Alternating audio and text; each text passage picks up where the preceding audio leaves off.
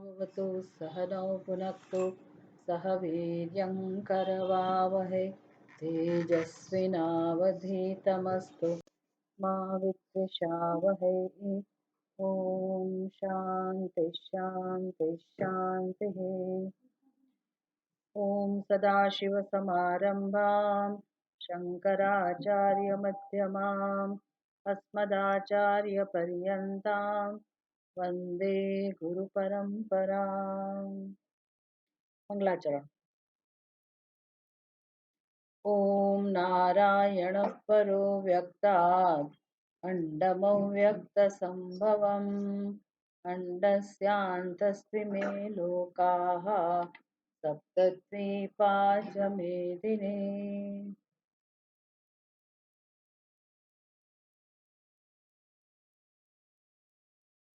36માં શ્લોકની પહેલાનું ભાષ્ય હું વાંચું છું. गुणभेदेन क्रियाणां कारकाणां च त्रिधा भेदः उक्तः। त्रिधा भेदः उक्तः ત્રણ પ્રકારે વિભાજિત કરીને ભગવાને સમજાવ્યું. ત્રણ પ્રકારે રહેલા ભેદને ભગવાને કહ્યા. કોના ભેદ? ક્રિયાણામ કારકાણામ ચ, આપણી પ્રવૃત્તિ, ક્રિયાઓ અને એમાં સહકારી એને કહેવાય કારક. એટલે પ્રવૃત્તિ માટે જરૂરી પરિબળો, જેમ કે આપણું કર્તૃત્વ, પછી બુદ્ધિ, ધૃતિ, આ બધા કારક કહેવાય, જે ક્રિયા માટે આવશ્યક છે. એ બધાના ભેદ પાડીને ભગવાને ત્રણ વિભાગ જેના રહેલા છે એની સમજ આપી આપણને.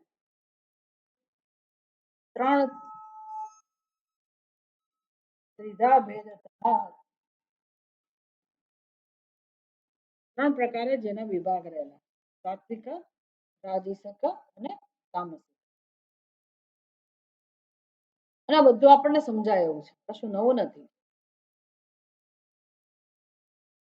આ બધું સમજવાની જરૂર છે એ આપણને ખબર નથી, બસ એટલો જ આપણો વાંક છે. આપણને એમ કે આવું જ હોય, હું આવી જ છું, ભગવાન મને આવી બનાવી છે, ફલાણી વ્યક્તિને આવો બનાવ્યો છે, એટલે જે બધા છે તે બરાબર છે. અને એ લોકો પોતપોતાના સ્વભાવ પ્રમાણે વ્યવહાર કરે છે. તો પછી જીવનનો અર્થ શું છે? જો આપણે આપણા સ્વભાવ પ્રમાણે જીવવાના હોય, બધાએ પોતાના સ્વભાવ પ્રમાણે જીવવાનું હોય, તો મનુષ્ય જીવનનો પર્પઝ શું હોય, હેતુ શું હોય? દરેક વ્યક્તિ દુઃખમાંથી છૂટવા જ ઈચ્છે છે. એટલે આપણને એમ કે કંઈક ભગવાન કશું કરે, જીવનમાં પરિવર્તન આવે, કશી ઘટનાઓ બને જે આપણને અનુકૂળ હોય, આમ કશું બને તો સુખી થઈએ. કાં તો ભગવાન કશું કરે અથવા આપણે કશું કરીએ અને ભગવાન એનું ફળ આપે, તો પછી આપણા જીવનમાં કંઈક ફેરફાર થાય. અત્યારે નથી એ આપણને પ્રાપ્ત થાય, અથવા જે નથી ગમતી એ વસ્તુઓ જતી રહે તો શાંતિ થાય. આમ આપણે આગુ પાછું કર્યા કરીએ. દરેક માણસ પોતાના જીવનમાં વ્યસ્ત હોય, ન ગમે એને દૂર કરવા અને ગમે એને મેળવવા, અને એ દ્વારા દરેક મનુષ્ય સુખ અને શાંતિ શોધે છે, આપણે જાણીએ છીએ. એટલે આપણને આ બધી સમજ નથી કે આપણે શું શોધીએ છીએ. છેવટે સુખ શાંતિ શોધીએ છીએ એ સમજાય પછી પણ એ સુખ શાંતિ માટે શું કરવું, કઈ દિશામાં કામ કરવું, એ આપણને ખબર નથી. એટલે આખું જગત જે રીતે જીવન જીવે છે, વ્યવહાર કરે છે, એ રીતે આપણે વ્યવહાર કરતા રહીએ. તો આ બધા શ્લોકોની અંદર ભગવાને આપણને સમજાવ્યું કે જો આ ત્રણ પ્રકારે આખા જગતમાં સામ્રાજ્ય છવાયેલું છે, ત્રણ ગુણોનું, સત્વ, રજસ અને તમસ, આ ત્રણ ગુણોનું સામ્રાજ્ય સર્વત્ર છે. તો આપણા મન ઉપર છે, આપણી બુદ્ધિ ઉપર છે, આપણી લાગણીઓ ઉપર છે, આપણી ભાવના ઉપર છે, આપણા વિચારો ઉપર છે. અને આ બધું જે છે એ જ આપણે છીએ. આપણે એટલે આપણો સ્વભાવ, આપણે એટલે આપણા વિચારો, આપણે એટલે આપણી લાગણી, પછી આપણા સંકલ્પો, આપણા નિર્ણયો. આમ સમજ જે આપણી છે એમાંથી આપણા નિર્ણયો સંકલ્પો બનતા હોય, પછી એમાંથી લાગણીઓ પ્રગટ થતી હોય, પછી એમાંથી વ્યવહાર પ્રગટ થતો હોય, કર્મ થતું હોય. બસ આવું જીવન આપણે જીવીએ છીએ. આવું જ હોય ને, બીજું શું હોય? આ જ હોય. પણ પછી થાય છે શું? એ જે કર્મ આપણે કરીએ છીએ એનું ફળ તૈયાર થાય. એ ફળ આપણને જ મળે પાછું. એટલે જેવું કર્મ હોય એનું ફળ મળે. એટલે ઠીક છે, બહુ બહુ તો આપણે કર્મમાં સાવધાની રાખીએ કે ભાઈ આપણને સુખ મળે એવું એ પ્રકારે કર્મ કરીએ.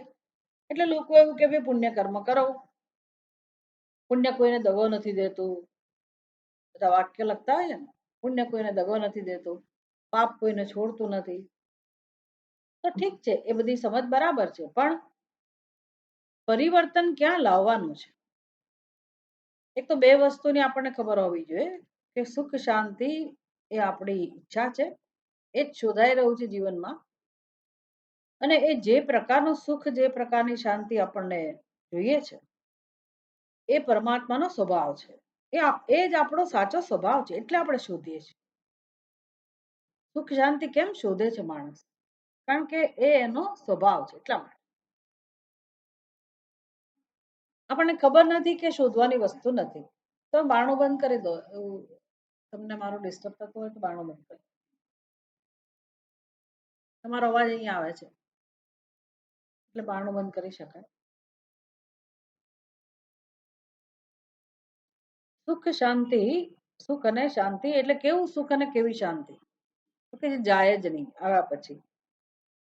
આ પ્રકારનું જે સુખ અને આ પ્રકારની જે શાંતિ એ જોઈએ છે, એ સમજાવવું જોઈએ. એ જ જોઈએ છે, એ સમજાવવું જોઈએ.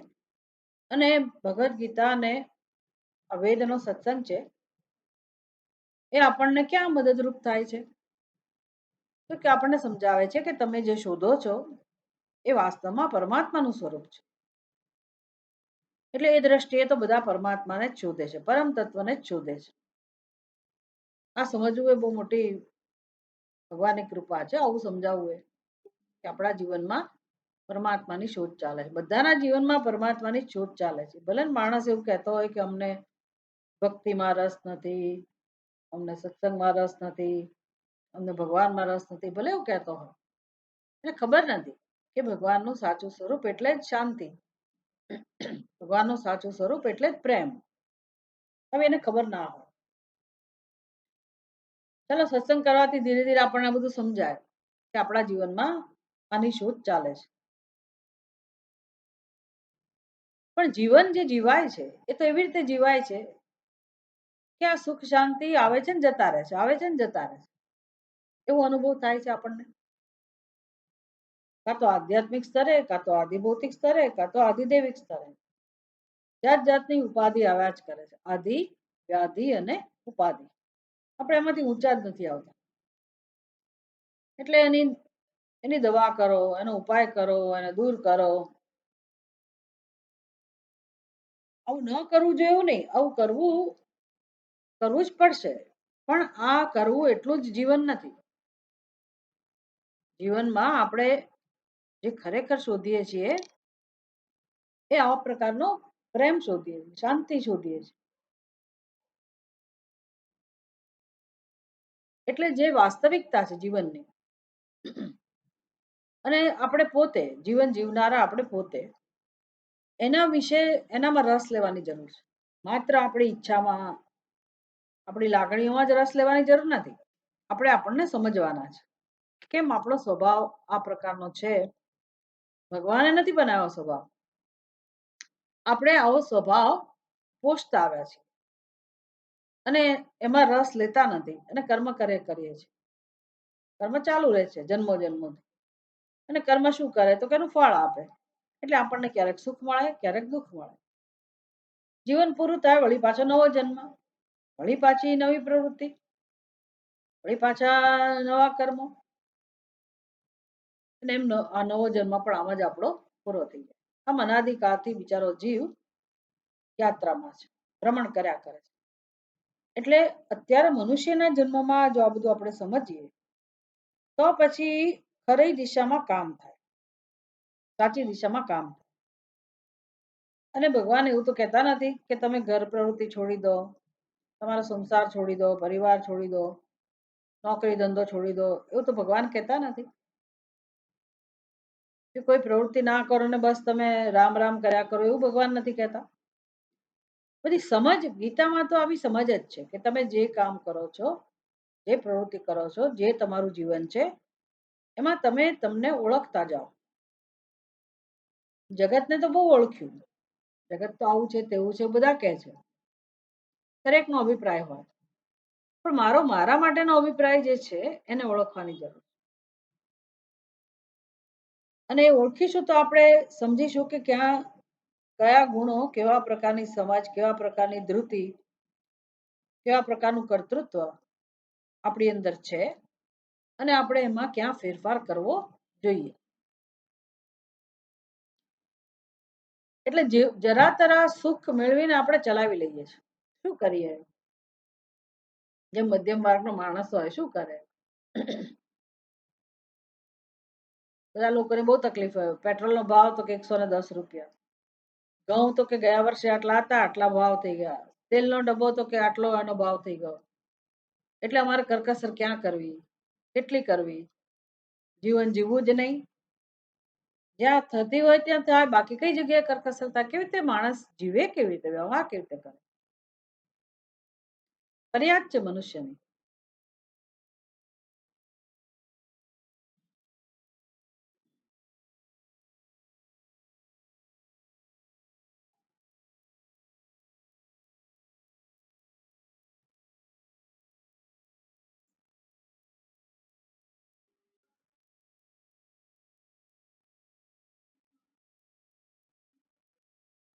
તમારા લોકોનું બારણું બંધ કરી દો તો અવાજ આવતો બંધ થાય.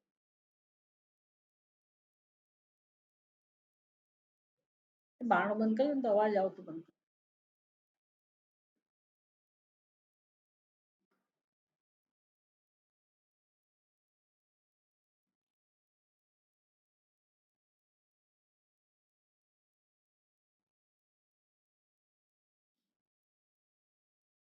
એટલે માણસ ચલાવી લે છે એનો એ એટલા માટેની ફરિયાદ છે કે મારો પગાર આટલો છે, એમાંથી હું શું કરું? જે મળે છે એ પ્રકારે મારું જીવન જીવું છું. શું કરે માણસ?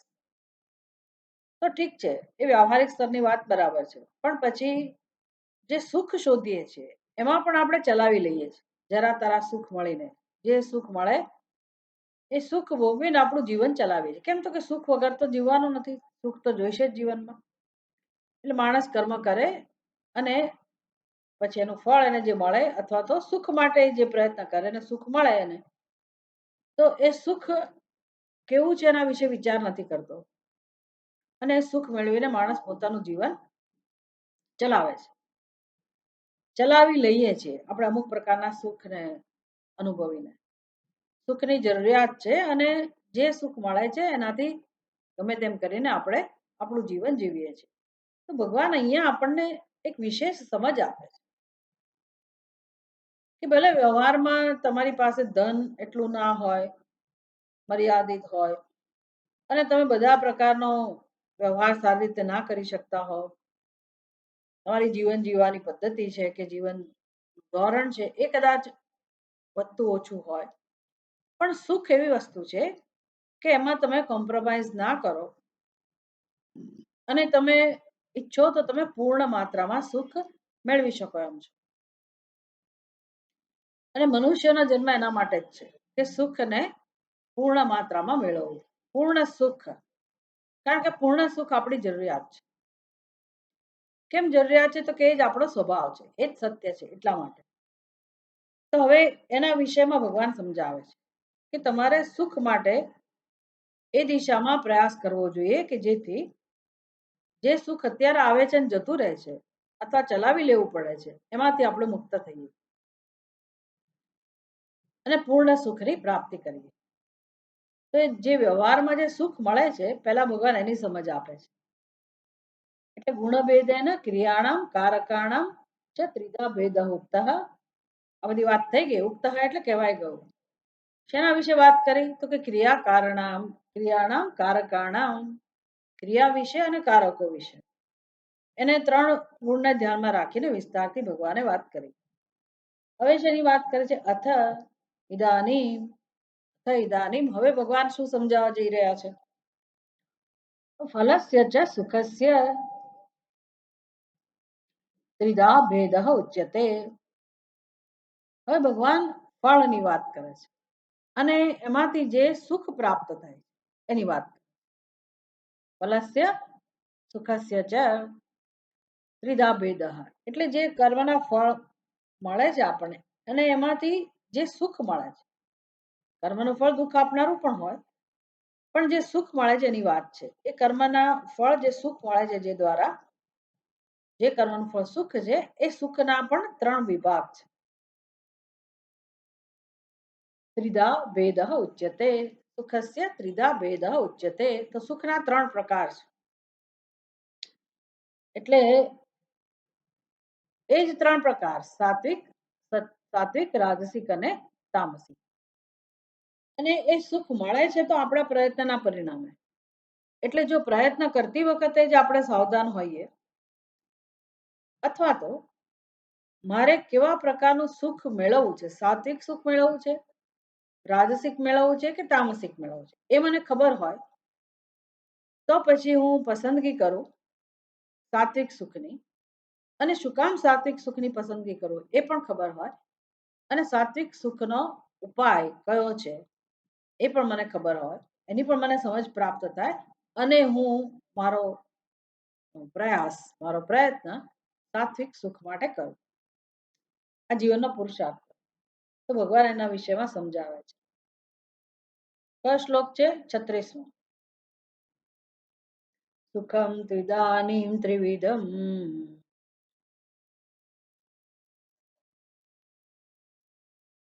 શૃણુ મે ભરતર્ષભ અભ્યાસાદ્રમતે યત્ર દુઃખાંતં ચ નિગચ્છતિ.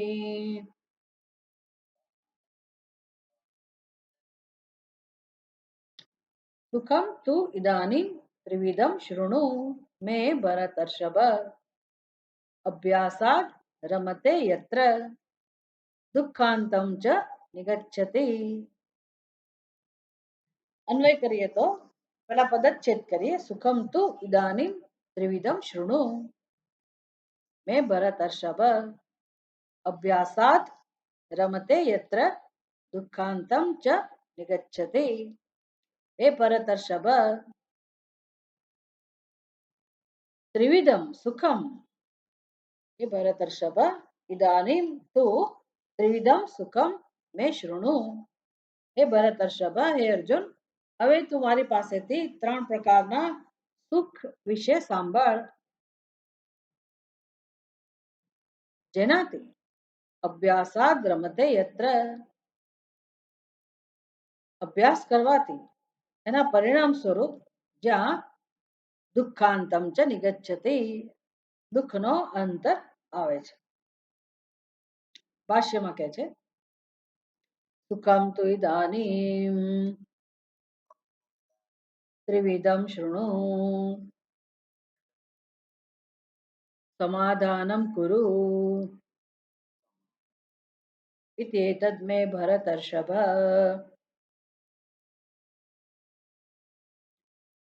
સુખમ તુ ઇદાનીમ ત્રિવિધમ શૃણુ આખો શ્લોકનો શબ્દ છે. સુખમ તુ ઇદાનીમ ત્રિવિધમ શૃણુ એ સમજાવે છે. એનો અર્થ શું થાય? આ વાક્યનો ભગવાનના શબ્દનો શું અર્થ થાય? શૃણુ એટલે સમાધાનમ કુરુ, સમાધાન કર એટલે કે સાચા અર્થમાં તું એને સમજ. શૃણુ એટલે માત્ર સાંભળ. આપણી વ્યવહારની વાતો કહીએ ને કે સાંભળો મને, એવું નહીં. આ પ્રકારે સાંભળવાનું નથી કહેતા ભગવાન. ભગવાન કે છે તમે આ સમજો સાચા અર્થમાં, સારી રીતે એને સમજો, ધારણ કરો. સમાધાનમ કુરુ ઇતિ એતત, આટલું ભગવાનને કહેવું છે. હવે ઇદાનીમ હે અર્જુન, હવે તો આ ત્રણ પ્રકારના સુખ વિશેની સમજ મેળવ. કોની પાસેથી? મેં, ભગવાન કહે છે મારી પાસે. અને કોને કહી રહ્યા છે? હે ભરતર્ષભ, હે અર્જુન. ભરતર્ષભ, ભરત કુળમાં જે મહાન છે તે શ્રેષ્ઠ છે તેવા અર્જુનને હે ભરતર્ષભ સમાધાનમ કુરુ અભ્યાસાત પરિચયાત આવૃત્તે રમતે રતિમ પ્રતિપદ્યતે યત્ર યસ્મિન સુખ અનુભવે દુઃખાંતમ ચ દુઃખાવસાનમ દુઃખોપશમમ ચ નિગચ્છતે નિશ્ચયેન પ્રાપ્નોતિ.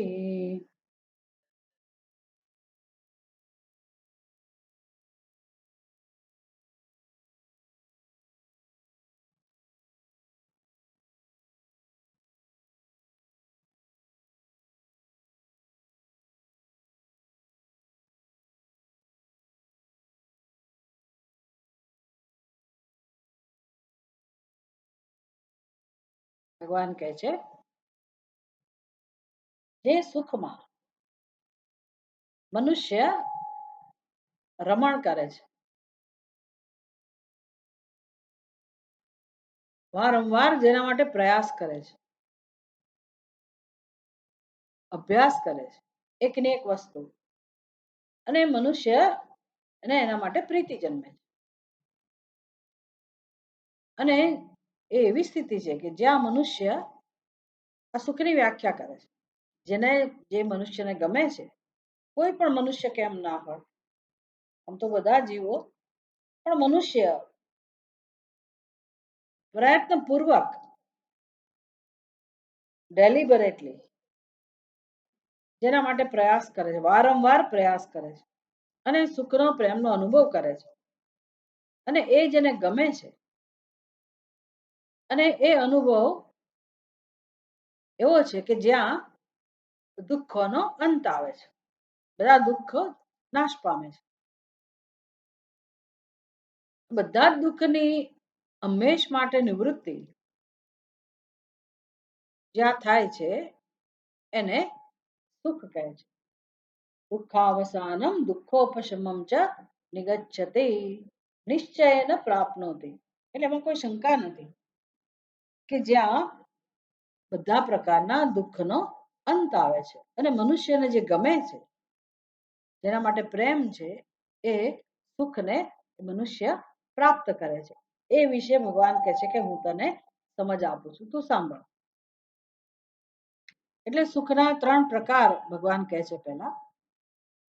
એટલે પછી કઈ રાજસિક સુખ પ્રાપ્ત કરીને દુઃખોનો અંત નથી આવતો. ભગવાનને સમજાવવું છે પરમ સુખ જે આત્માનો સ્વભાવ છે, એ સુખ કેવી રીતે અનુભવવું કે જેથી હંમેશ માટે બધા પ્રકારના દુઃખમાંથી નિવૃત્તિ પ્રાપ્ત થાય, બધા દુઃખોનો નાશ થાય, ઉપશમન થઈ જાય.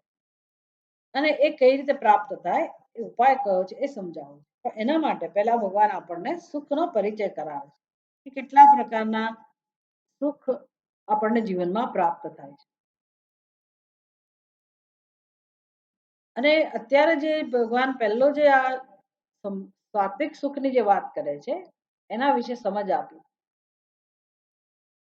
હવે આ જે સાત્વિક સુખ છે એ પ્રાપ્ત કર્યા પછી હંમેશ માટે બધા પ્રકારના દુઃખનો અંત આવે છે, જેથી આપણને સમજ પડે કે ભાઈ આપણે જ્યારે પ્રવૃત્તિ કરીએ જ છીએ, પ્રયાસ કરીએ જ છીએ, તો કેવા સુખ માટે મહેનત કરવી, કયા સુખ માટે પ્રયાસ કરવો.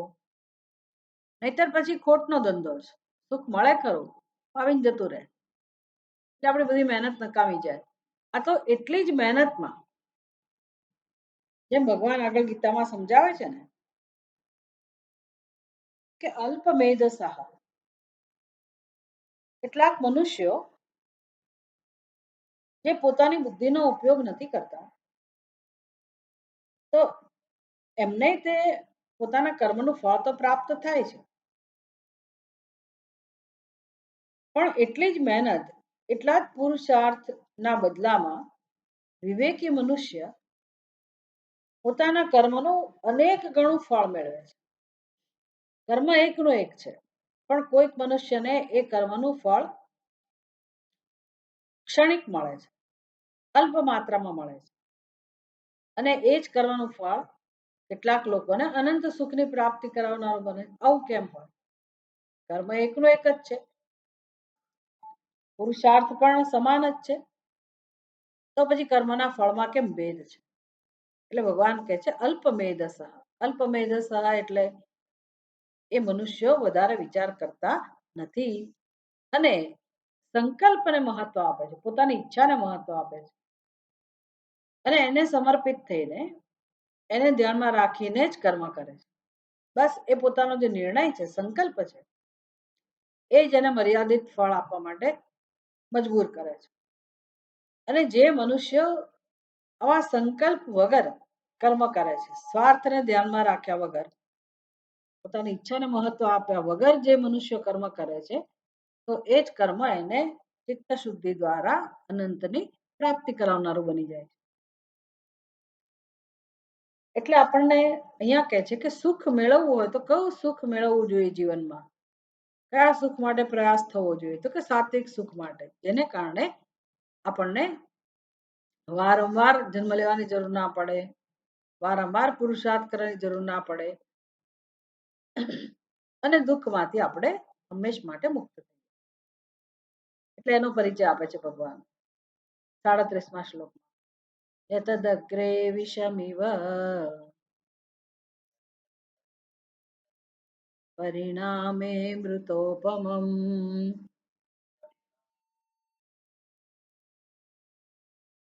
સાત્વિકમ પ્રોક્તમત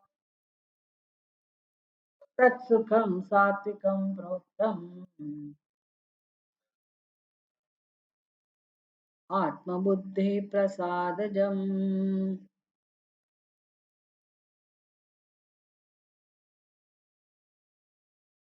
યતદ અગ્રે વિષમ ઇવ પરિણામે અમૃતોપમમ. યત તત અગ્રે વિષમ ઇવ.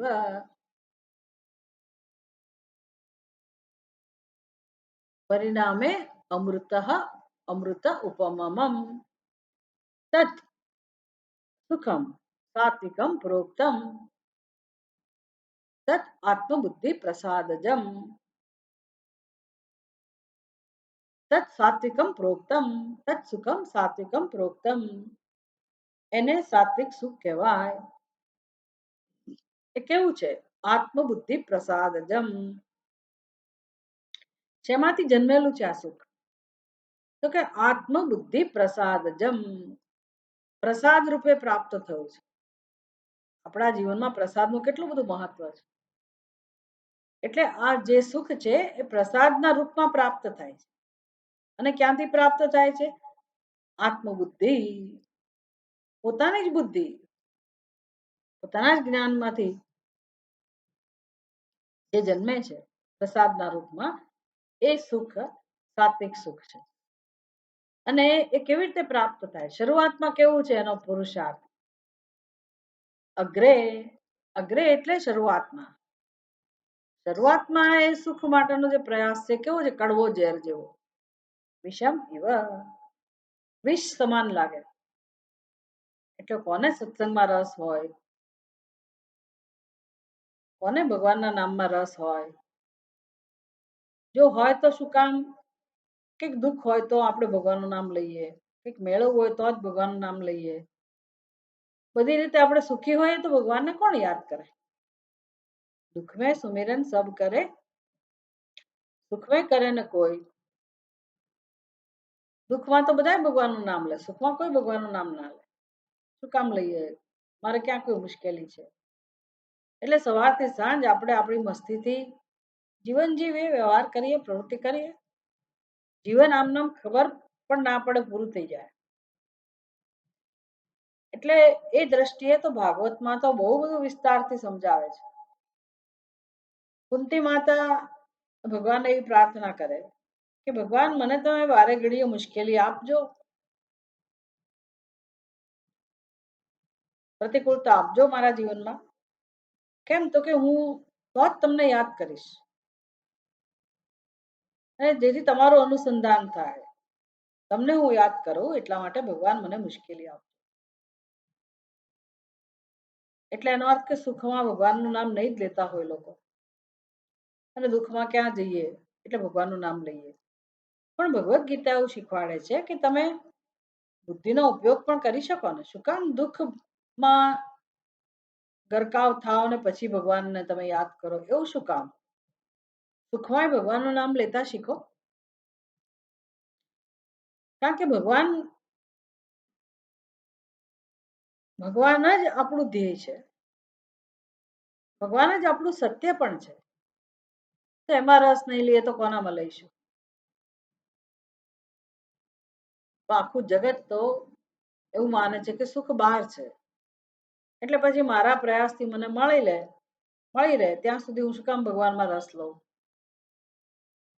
એટલે ભગવાનમાં કઈ રસ લેવો સહેલો નથી. દુઃખ હોય તો પણ કઈ માણસને ભગવાનમાં રસ પડે એવો નિયમ નથી. બીજા ઘણા રસ્તાઓ છે ખોટે માર્ગે જવાના અને લોકો જતા હોય છે. આ તો વિવેકથી દુઃખ પડે ને પછી આપણે ભગવાનનો રસ્તો લઈએ એવું નહીં. વિવેકથી પણ કામ થઈ શકે, સમજથી પણ કામ થઈ શકે. એટલે ભલે શરૂઆતમાં એ પ્રયાસ કડવો ઝેર જેવો હોય. વારંવાર આપણને કહેવામાં આવે કે કેમ સત્સંગમાં નથી આવતા, કેમ તમે આ નથી કરતા, કેમ તે નથી કરતા. કડવું ઝેર જેવું લાગે. ભાઈ તમે તમારી રીતે સત્સંગ કરો ને, અમારે કરવો હોય છે તો કરીશું. શું કામ અમારી પાછળ પડેલા? ગુસ્સો આવે ઘણા લોકોને. કોને સમય કાઢવો ગમે અને પોતાનો સંસાર કેમ પ્રિય ના હોય? પોતાનું કુટુંબ, પરિવારના સભ્યો, એના માટે તો સમય જોઈએ જ ને. સત્સંગમાં ક્યાંથી સમય હોય? અને જેવી ક્યાં ઉંમર થઈ ગઈ છે કે અમે સત્સંગ કરીએ? એટલે કડવું ઝેર જેવું લાગે. પણ જે મનુષ્ય આ બધું સમજે છે એને આ વસ્તુ ઉપયોગી છે. એટલે ભગવાન કે છે શરૂઆતમાં તો કડવું જ હશે, તમને કે મીઠું નહીં લાગે. શરૂઆતમાં અત્યંત પરિશ્રમ માગી લેનારી વસ્તુ છે અને જરા પણ રસ ના પડે ને ભાષ્ય તો ના જ પડે. લોકો કે તમને અમને સત્સંગ કરાવો, અમારે સત્સંગ સાંભળવો છે એટલે આપણે લિંક આપીએ. પણ પછી બિચારા ફસાઈ જાય કે અમને આમાં કઈ સમજ નથી પડતી. એટલે ભાષ્ય, ગીતાનું ભાષ્ય બહુ અઘરું લાગે શરૂઆતમાં. પણ કઈ આ કઈ વિચિત્ર ભાષા નથી. સંસ્કૃત ભાષા એટલે કઈ વિચિત્ર ભાષા નથી. અને આપણે ગુજરાતી ભાષામાં સમજાવીએ જ છીએ. એટલે વાર લાગે, થોડોક સમય લાગે, પણ ધીરે ધીરે ધીરે ઘેડ બેસતી જાય. ભગવાનની જે યોજના છે આપણને સમજાતી જાય. એમ તેમ સમજાય કે આ તો બહુ સરસ શિક્ષણ છે. ધીમે ધીમે આપણે આપણા મન બુદ્ધિને કેળવી શકીએ એ પ્રકારનું શિક્ષણ છે. એટલે પરિણામે અમૃત સ્વરૂપ હોય. શરૂઆતમાં ઝેર જેવું હોય, પરિણામે અમૃત સ્વરૂપ હોય. અને સુખ શેમાંથી પ્રાપ્ત થાય? તો કે પોતાની જ પાસેથી પ્રાપ્ત થાય. પોતાના જ અંતઃકરણના પ્રસાદ રૂપે જે પ્રાપ્ત થાય છે એ સાત્વિક સુખ છે. ભાષ્યકાર સમજાવે છે યત તત સુખમ અગ્રે પૂર્વમ પ્રથમ સન્નિપાતે જ્ઞાન વૈરાગ્ય ધ્યાન સમાધિ આરંભે. મેં શબ્દ છૂટા પાડીને તમને વંચાયો, સમજ પડે એટલા. સમાધિ આરંભે, સમાધિ આરંભે અત્યંત આયાસમ, અત્યંત આયાસ પૂર્વકત્વાત વિષમિવ દુઃખાત્મકમ ભવતી. યત તત શ્લોકના બે શબ્દ છે, યત તત અને અગ્રે. આટલું સમજાવ્યું. યત તત એટલે શું? યત પણ સર્વનામ છે, તત પણ સર્વનામ છે. યત તત જે આવું છે. શેની વાત છે? તો કે સુખમ, એટલે યત તત નો અર્થ કરવાનો સુખમ. ભગવાન જે સુખ વિશે સમજાવે છે. યત તત અર્જુન જેની વાત કરું છું તે સુખ, એટલે કે હું સુખ વિશે વાત કરું છું, સાત્વિક સુખ વિશે. તત સુખમ અગ્રે, અગ્રે એટલે પૂર્વમ, પ્રથમ સન્નિપાતે, પ્રથમ સન્નિપાતે એટલે જ્યાંથી તમારે શરૂઆત કરવાની છે. શરૂઆતમાં જ તમને કહેવામાં આવે અધિકારીત્વમ.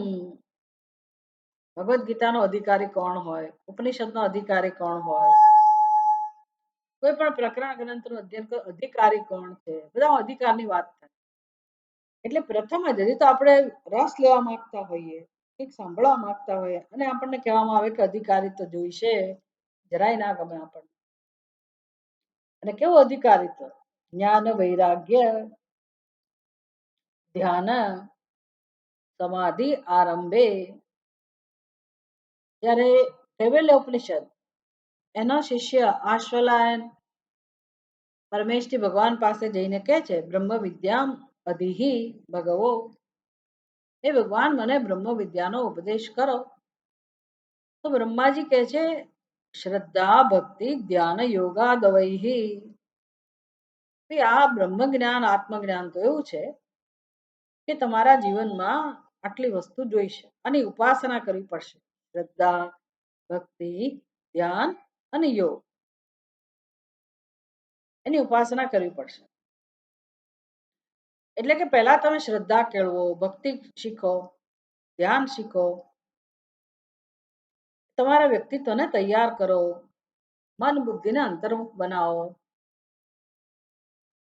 ધર્મનું પાલન કરતા કરતા કર્તવ્યનું પાલન કરતા કરતા વૈરાગ્યને કેળવો, અંતર્મુખતા કેળવો, ભગવાનમાં શ્રદ્ધા હોય, ભક્તિ હોય અને શાસ્ત્ર આચાર્ય આ બધાનું મહત્વ ખબર હોય, સત્સંગનું મહત્વ ખબર હોય, એવા બનો તમે, પછી બ્રહ્મ વિદ્યા પ્રાપ્ત થાય. એટલે પ્રથમ તો આવી જ વાતો હોય, આ જ શરત હોય કે તમે કોઈક રીતે એના માટે તૈયાર થાઓ. એટલે શંકરાચાર્યજી કહે છે, પ્રથમ સન્નિપાતે, શરૂઆતમાં જ આ વસ્તુ કહેવામાં આવે. શરૂમાં વૈરાગ્ય ધ્યાન સમાધિ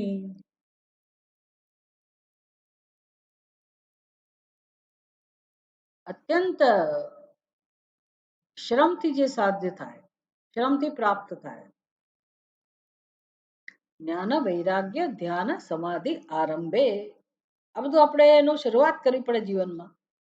અને આ બધો પ્રયાસ કરવો કેવો છે? અત્યંત આયાસ પૂર્વકત્વાત, ખૂબ બધો શ્રમ માગી લે. કર્તવ્યનું પાલન જરાય સહેલું નથી, ધર્મનું પાલન જરાય સહેલું નથી, અંતર્મુખ બનવું જરા પણ સહેલું નથી, વૈરાગ્ય કેળવવો જરા પણ સહેલો નથી, મૂલ્યો જીવનના મૂલ્યો કેળવવા, મૂલ્યનું પાલન કરવું, મૂલ્યનું મૂલ્ય સમજવું, આપણા જીવનમાં પૂજા પાઠ હોય, નિયમિત સેવા હોય, અધ્યયન હોય, જરા પણ સહેલું નથી. એટલે અત્યંત આયાસ પૂર્વકત્વાત, બહુ બધો શ્રમ માગી લે છે આ બધી વસ્તુઓ. એટલે જે વસ્તુ કડવી ઝેર જેવી લાગે, ઘણી વાર આપણી સ્થિતિ એવી થઈ ગઈ હોય કે શરીરમાં બહુ તાકાત ના હોય, નબળાઈ લાગ્યા કરતી હોય, એટલે માણસ પછી બિચારો એવો થઈ જાય કે જ્યાં બેઠો ત્યાં બેઠો. પછી કંઈક વસ્તુ લેવાની આવે અથવા ભૂલી ગયા એટલે ઊભા થવું પડે, એટલે કડવું ઝેર જેવું લાગે. અરે આ તો ભૂલી ગયા, પાછું નીચે જાઓ લઈ આવો, અથવા દરવાજો ખોલો, આ બહાર રહી ગઈ આ વસ્તુ, આમ થયું તેમ થયું. એટલે શ્રમ કરવાનો આવે તો આપણને જરા પણ ના ગમે, કડવું ઝેર જેવું લાગે. એવી રીતે ભાષ્યકાર કહે છે, વિષમ ઇવ, ઝેર જેવું. આ ધ્યાન જ્ઞાન વૈરાગ્ય ધ્યાન સમાધિ બધી વાતો કેવી ઝેર જેવી લાગે. અમારે આપણને રસ હોય આપણા કર્મમાં, કર્મફળમાં, વિષયો પ્રાપ્ત કરવામાં, એના ઉપભોગમાં, સંબંધીઓને મળવામાં, અનેક ધ્યેય છે. હવે એ બધું છોડીને આ બધા માટે પ્રયાસ કરવાનો કોઈ કહે તો કડવું ઝેર જેવું લાગે.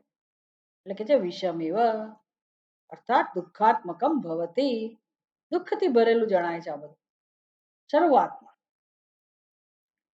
આમ તો બધી જગ્યાએ આવું જ હોય. અધ્યાત્મ સાત્વિક સુખ માટે નહીં, ભૌતિક ઉન્નતિમાં પણ મનુષ્ય કેટલી મહેનત કરે છે, પછી એને સફળતા મળે છે ને પછી એને જે ઊંચાઈ જોઈતી હતી એ પ્રાપ્ત થાય, સિદ્ધિ જોઈતી એ પ્રાપ્ત થાય. શરૂઆતમાં તો ખૂબ પ્રયત્ન કરવો પડે. એવી જ રીતે અહીંયા અધ્યાત્મમાં પણ શરૂઆતમાં આ ઝેર જેવું લાગે એવો આ પ્રયાસ, પણ પરિણામે, પરિણામે એટલે શું? જ્ઞાન.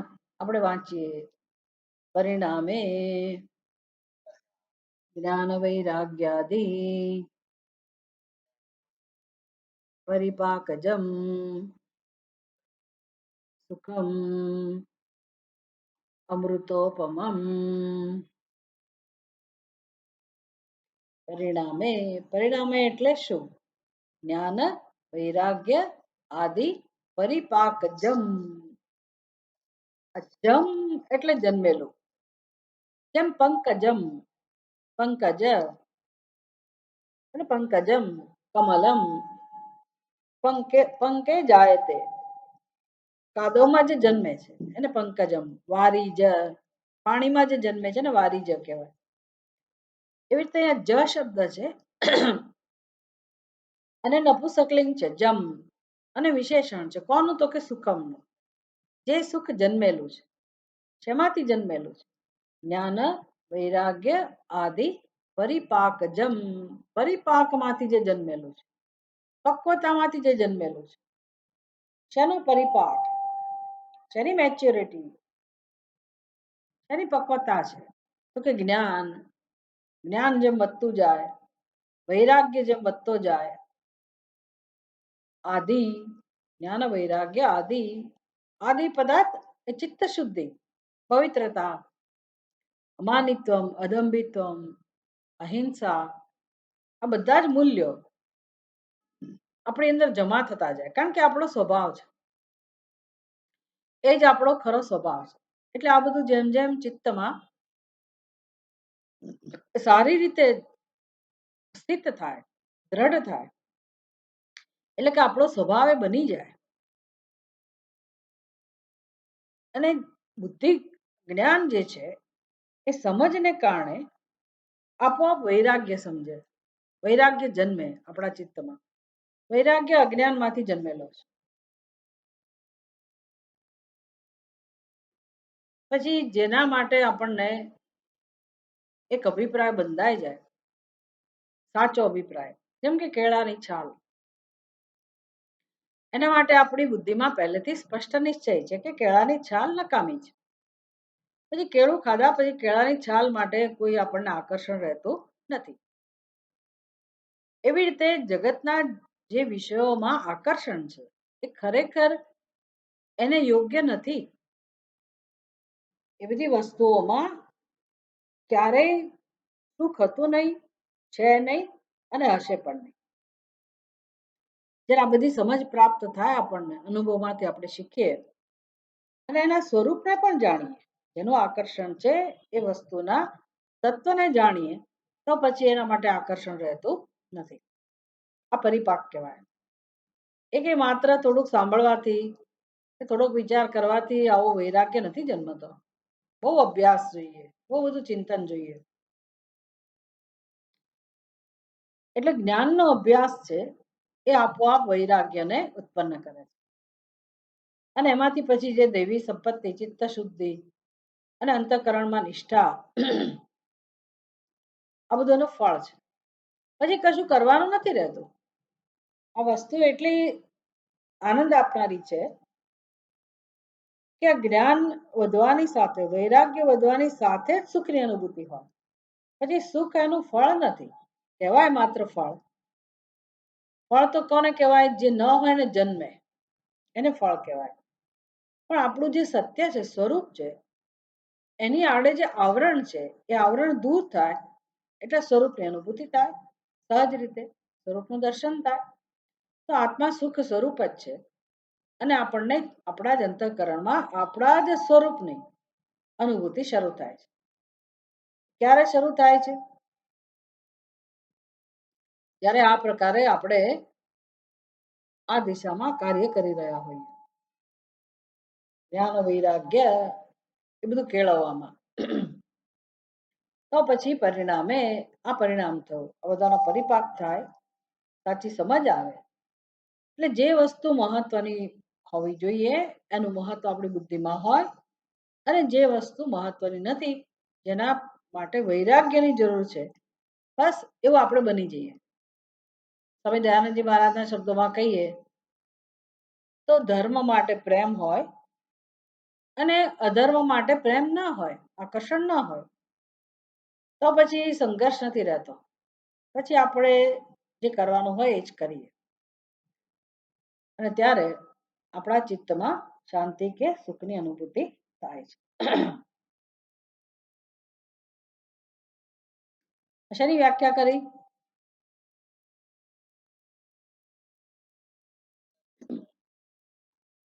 તત્સુખમ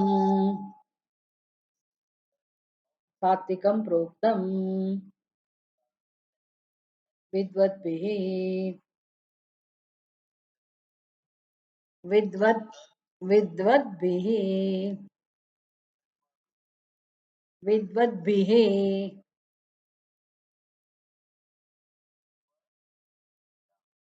વિદ્વદ હજી તમારે શીખવું પડશે. વિદ્વદ્ભિः એવું છે.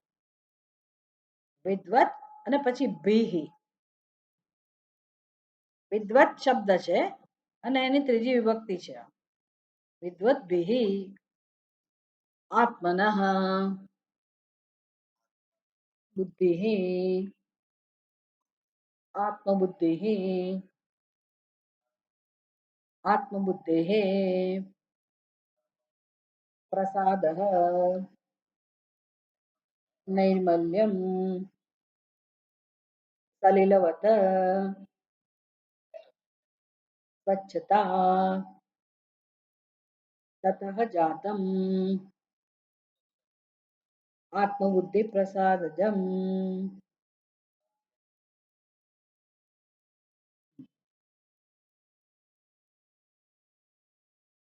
તત્સુખમ સાત્વિકમ પ્રોક્તમ વિદ્વદ્ભિઃ. વિદ્વાન એની એ શબ્દની આ ત્રીજી વખતે એક વચન છે. વિદ્વદ્ભિઃ વિદ્વાનો વડે પ્રોક્તમ કહેવામાં આવેલું છે. શું કહેવામાં આવેલું છે? તો કે આને સાત્વિક સુખ કહેવામાં આવે છે. તત્સુખમ તત્સુખમ એટલે આગળ કહું જે આત્માના પ્રસાદ રૂપે જન્મેલું છે. આત્મનઃ બુદ્ધિ આત્મબુદ્ધિ આત્મબુદ્ધિ પ્રસાદજમ એ સમજાવે છે. આત્મબુદ્ધિ પ્રસાદજમ એટલે શું? આત્મનઃ બુદ્ધિ એટલે પોતાની બુદ્ધિ, દરેક વ્યક્તિની પોતાની બુદ્ધિ એને કહેવાય આત્મબુદ્ધિ. આત્માને કોઈ બુદ્ધિ નથી હોતી. આત્મા પોતે બુદ્ધિ નથી. આત્મબુદ્ધિ એટલે મારી બુદ્ધિ, એમ દરેકની બુદ્ધિ એને કહેવાય આત્મબુદ્ધિ. તસ્ય એટલે બુદ્ધેઃ તસ્યાહ બુદ્ધેઃ આત્મબુદ્ધેઃ પ્રસાદઃ. તો આત્મબુદ્ધિનો પ્રસાદ. આત્મબુદ્ધિનો પ્રસાદ એટલે શું? તો કે બુદ્ધિ જેવી છે એવી અનુભવાય. તો બુદ્ધિ કેવી છે? ભગવાને જે બુદ્ધિનું સર્જન કર્યું છે એ સ્વભાવથી બુદ્ધિ કેવી છે? કોઈ પણની બુદ્ધિ કેમ ના હોય? તો કે બુદ્ધિનો સ્વભાવ છે નિર્મળતા. એને કઈ નૈર્મલ્યમ. નૈર્મલ્યમ નિર્મલ શબ્દમાંથી બનેલો છે. સલિલવત જેમ પાણીનો સ્વભાવ છેવટે સ્વચ્છતા છે, એમાં કોઈક અશુદ્ધિ ભળી અને પાણી પવિત્ર તો જુદી વાત છે, પણ બાકી મૂળથી સ્વભાવ પાણીનો સ્વભાવ કેવો છે? પવિત્રતા. એવી જ રીતે બુદ્ધિ પણ એ સત્વગુણમાંથી બનેલી હોવાથી સત્વ અંશમાંથી બનેલી છે. પાંચ મહાભૂતોના શુદ્ધ માત્રામાંથી બનેલી હોવાથી અત્યંત પવિત્ર છે સ્વભાવ. તો સલિલવત સ્વચ્છતા અત્યંત સ્વચ્છ બુદ્ધિ છે, એને કહેવાય બુદ્ધિનો પ્રસાદ. એટલે કે બુદ્ધિ જેવી છે એવી. તતઃ જાતમ. હવે એ જે સ્વચ્છતા એ ભૌતિક રીતે આપણે કહીએ બરાબર છે કે બુદ્ધિની સ્વચ્છતા, પણ એમાં જે પ્રતિબિંબ પડે છે, જેમ કે સ્વચ્છ પાણીમાં કોઈ પણ પ્રતિબિંબ પડે તો એ પ્રતિબિંબ એ બિંબ જેવું છે એવું દેખાય. એટલે સ્વચ્છ બુદ્ધિમાં કોનું પ્રતિબિંબ પડે? તો કે આત્માનું. આત્મા સર્વત્ર છે. અને આત્માનો સ્વભાવ કેવો છે? તો કે સુખ આત્માનો સ્વભાવ છે. જ્ઞાન સ્વરૂપ આત્માનો સ્વભાવ કેવો છે? તો કે સુખ, સુખની અનુભૂતિ. એટલે આવી બુદ્ધિમાં, સ્વચ્છ બુદ્ધિમાં જે આત્માનું પ્રતિબિંબ પડે છે એ કોઈ ભૌતિક પ્રતિબિંબની વાત નથી, પણ બુદ્ધિ જ્યાં આપણને આત્માની અનુભૂતિ થાય છે. અત્યારે બુદ્ધિમાં અસ્વચ્છતા છે, ઘણા બધા ખોટા ખ્યાલો છે, અવિચાર છે, અયોગ્ય વિચાર છે, અવિવેક છે. એટલે હું આત્મા એનો જેવો સ્વભાવ છે એવો અનુભવ નથી થતો. હા, હું ના સત સ્વભાવનો અનુભવ થાય છે, ચિત્તનો પણ અનુભવ થાય છે, પણ હું એટલે આત્મા જે આનંદ સ્વરૂપ છે એની અનુભૂતિ નથી થતી. સુખ સ્વરૂપ જે આત્મા છે એની અનુભૂતિ નથી થતી. એટલે બુદ્ધિ એવું કે છે સુખ બીજેથી મળે છે. બિચારો આત્મા સુખ આપે છે? આત્મા સુખ સિવાય કશું આપી શકે એમ નથી. સુખ જ આત્માનો સ્વભાવ છે. એટલે આવી બુદ્ધિમાંથી જન્મેલું તતઃ જાતમ, આવી પવિત્ર બુદ્ધિમાંથી, સ્વચ્છ બુદ્ધિમાંથી જે જન્મેલું છે એને કહેવાય આત્મબુદ્ધિ પ્રસાદજમ સુખમ. એટલે સુખ આત્માનો સ્વભાવ છે અને આવી બુદ્ધિના પરિણામે આવી બુદ્ધિમાં એ અનુભવાય છે. એને કહેવાય આત્મબુદ્ધિ પ્રસાદજમ. આત્મ વિષયા વા આત્મ અવલંબના વા બુદ્ધિ આત્મબુદ્ધિ. આત્મબુદ્ધિ કોને કહેવાય? પોતાની બુદ્ધિ તો બરાબર છે, પણ આત્મ વિષયા, આત્મબુદ્ધિ પ્રસાદજમ એ સમજાવે છે. આત્મબુદ્ધિ પ્રસાદજમ એટલે શું? તો કે આત્મ વિષયા બુદ્ધિ, જે બુદ્ધિનો વિષય આત્મા છે. પોતાની બુદ્ધિ બરાબર છે, પણ આત્મબુદ્ધિ પ્રસાદજમ, આત્મબુદ્ધિ આત્મન બુદ્ધિ આત્મબુદ્ધિ આત્મબુદ્ધિ પ્રસાદજમ આત્મબુદ્ધિ પ્રસાદજમ. એટલે હવે એ આત્મ બુદ્ધિ વિશે હવે સમજાવે છે. આત્મ વિષયા બુદ્ધિ, જે બુદ્ધિનો વિષય આત્મા છે. અત્યારે જ્યારે આપણે દેહને હું કહીએ છીએ તો આપણી બુદ્ધિમાં વિષય કોણ છે? તો કે દેહ, અનાત્મા વિષય છે. પછી એમાંથી જે સંસાર ચાલે છે એટલે આખો સંસાર વિષય છે. પણ જેમાં શુદ્ધ સ્વરૂપ આત્મા છે એનું જ્ઞાન છે, અથવા એ જ્ઞાનને પ્રાપ્ત કરવાનો સંકલ્પ જેમાં રહેલો છે, પ્રયાસ જેમાં રહેલો છે, એને કહેવાય આત્મ વિષયા બુદ્ધિ. જેમાં આત્માનું અનુસંધાન કરવાનો સતત પ્રયાસ થઈ રહ્યો છે એને કહેવાય આત્મ વિષયા બુદ્ધિ. અને આત્મ અવલંબના, આત્મ અવલંબના એટલે આત્માનો આધાર લેનારી બુદ્ધિ, જેને આત્માનું આલંબન પ્રાપ્ત થયું છે એવી બુદ્ધિ. આત્મ અવલંબના બુદ્ધિ એટલે આત્માનું અનુસંધાન કરનારી બુદ્ધિ. હવે એ સંસાર એનો આશ્રય નથી, અનાત્મા એનો આશ્રય નથી, પોતાનું આત્મ સ્વરૂપ જ એનો આશ્રય છે. એટલે આમ એ જ્ઞાનમાં એને પ્રેમ છે, એનું ચિંતન મનન ચાલે છે એવી બુદ્ધિ. આત્મબુદ્ધિ, આત્મબુદ્ધિની વ્યાખ્યા થઈ. તત્પ્રસાદ પ્રકર્ષાદ્વા વા જાતમ. હવે આત્મબુદ્ધિ પ્રસાદજમ, આત્મબુદ્ધિ સમજાવી દીધું. આત્મબુદ્ધિ પ્રસાદજમ એટલે શું? તત્ પ્રસાદ પ્રકર્ષાત વા જાતમ. પ્રકર્ષાત એટલે એ બુદ્ધિનું પ્રાગટ્ય, એની જે આ પવિત્રતા છે, સ્વચ્છતા છે, એ જ એનો પ્રસાદ છે બુદ્ધિનો. તત્ પ્રસાદ પ્રકર્ષાત એટલે જે સ્વચ્છ બુદ્ધિ છે એમાં વધુ ને વધુ સુખનું પ્રાગટ્ય છે, એને કહેવાય પ્રકર્ષાત. તત્ પ્રસાદ પ્રકર્ષાત, તે બુદ્ધિનો પ્રસાદ શું હોય? તો કે આત્માની અનુભૂતિ એટલે કે સુખની અનુભૂતિ. એટલે સુખની અનુભૂતિ વધારે માત્રામાં છે અથવા તો આત્મબુદ્ધિજમ એટલે શું? તો કે જાતમ આવી બુદ્ધિમાંથી જન્મેલું સુખ. કાં તો એમાં સુખની અનુભૂતિ વધારે છે એવું કહો, અથવા તો આવી બુદ્ધિને પરિણામે જે સુખ જન્મે છે એને કહેવાય આત્મબુદ્ધિ પ્રસાદજમ. ઇતિ તત તસ્માત સાત્વિકમ તત હોવાથી ઇતિ એતત તસ્માત હોવાથી તત સાત્વિકમ. તત એટલે સુખ. એ સુખને સાત્વિક કહેવાય છે. કેમ? તો કે પોતાના મૂળ સ્વભાવને કારણે જન્મેલું છે. એટલે કોઈ પણ વસ્તુનો મૂળ સ્વભાવ તો છેવટે આત્મા જ છે. આત્મા જ બધાનું અધિષ્ઠાન છે. આત્મામાંથી જ બધું જન્મેલું છે. એટલે બુદ્ધિમાં જ્યારે અધ્યારોપ છે ત્યારે આત્મા પોતાને જેવો છે એવો પ્રગટ નથી કરી શકતો.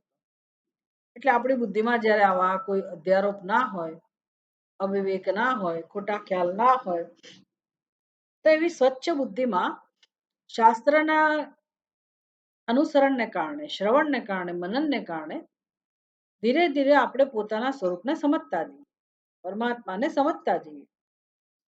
અને જે બુદ્ધિ હવે વચમાં નથી આવતી, જે બુદ્ધિ આપણને હવે ભગવાનનું દર્શન કરવામાં, આત્માનું દર્શન કરવામાં વચ્ચે નથી આવતી, આવી બુદ્ધિ આપણે જ બનાવવી પડે. સત્સંગથી થાય, શ્રવણથી થાય, મનનથી થાય. ટૂંકમાં ખોટા ખ્યાલ જાય બુદ્ધિમાં. જે અનાત્માને આત્મા કહેવાના ખોટા ખ્યાલ છે એ બધા દૂર થાય. આવું જ્યારે દૂર થાય ત્યારે બુદ્ધિ જે સ્વભાવથી જે પવિત્રતા છે એની એ પ્રગટ કરે. અને બુદ્ધિ અત્યંત પવિત્ર હોય, સ્વચ્છ હોય ત્યારે એનું અધિષ્ઠાન જે આત્મા છે, બ્રહ્મ છે, પરમાત્મા છે, એનું પ્રતિબિંબ પડે. આ તો આપણે સમજી શકીએ એમ છે, કારણ કે સુષુપ્તિમાં ઊંઘી જઈએ ત્યારે આપણી બુદ્ધિ પોતાના સંસાર સમેટી લે છે. અને આપણે આત્માને આત્મરૂપે નથી જાણતા તો પણ આત્માનો પ્રસાદ પ્રાપ્ત થાય છે, સુખનો અનુભવ થાય છે. એટલે ઊંઘી જઈએ ત્યારે જે સુખનો અનુભવ થાય છે એ કોનો અનુભવ છે? આત્માનો અનુભવ છે. તો જ્યારે જાગ્યા પછી આપણી બુદ્ધિ જો આડી ના આવે, એના ખોટા ખ્યાલને છોડી દે, તો પછી જે પોતાનો આત્મ સ્વરૂપ જેવું છે એવું આપણે જરૂર અનુભવી શકીએ. એટલે આ જે સુખ છે એ જ સુખ ક્યારેય જઈ શકે નહીં. કેમ? તો કે આત્માનો સ્વભાવ છે, એને કોઈ જૂટવી ના શકે, એનો નાશ ના થાય, કારણ કે ઉત્પન્ન નથી થતું, એ સ્વરૂપથી જ છે. અને આપણે આવા સુખની શોધમાં છીએ. પણ એ લોંગ ટર્મ ગેઇન છે, ઘણા લાંબા સમયનું ફળ છે. અનેક જન્મ સંસિદ્ધ, ભગવાન કહે છે ને અનેક જન્મો લાગે, ભલે લાગે, આપણને ક્યાં ઉતાવળ છે. આપણને ખબર હોવી જોઈએ કે મારું ધ્યેય આ જ છે અને મારે એના માટે જીવન જીવવાનું. અને એના માટે આપણે એકલા નથી, ભગવાન આપણી સાથે છે. ભગવાનની કૃપા, ભગવાનનો અનુગ્રહ, શાસ્ત્રનો અનુગ્રહ, ગુરુનો અનુગ્રહ અને આત્માની કૃપા બધું આપણી સાથે છે. એમ કરતા કરતા આપણે એ સુખને પ્રાપ્ત કરી શકીએ. આવતી વખતે આપણે આગળ જોઈશું. ઓમ પૂર્ણમદ પૂર્ણમિદમ પૂર્ણાત પૂર્ણમુદચ્યતે પૂર્ણસ્ય પૂર્ણમાદાય પૂર્ણમેવાવશિષ્યતે. ઓમ શાંતિ શાંતિ શાંતિ. હરિ ઓમ. શ્રી ગુરુભ્યો નમઃ. હરિ ઓમ.